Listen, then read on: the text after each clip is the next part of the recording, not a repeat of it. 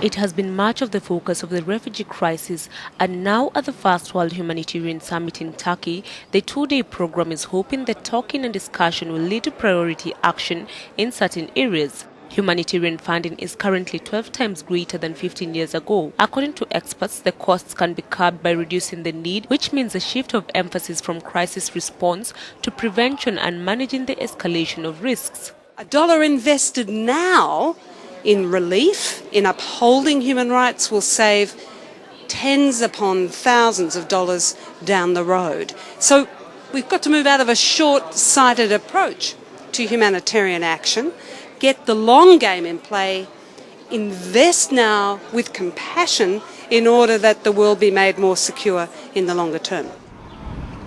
The first achievement of the summit is an agreement which has been dubbed the Grand Bargain. It aims to cut the cost of administering aid by around $1 billion a year. That should ensure more money goes to help people in crisis. The move could help fill an estimated $15 billion annual funding gap.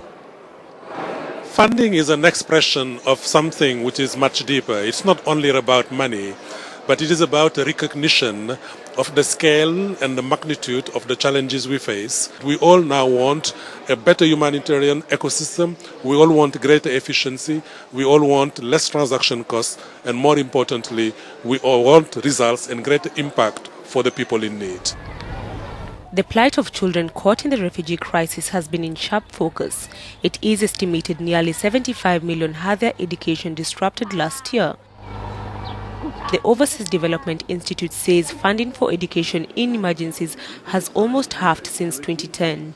I already decided to increase our budget 4 times for education in emergencies, because education for us is a shield against radicalization, against forced recruitment, against forced marriage, and of course is the foundation for everything else.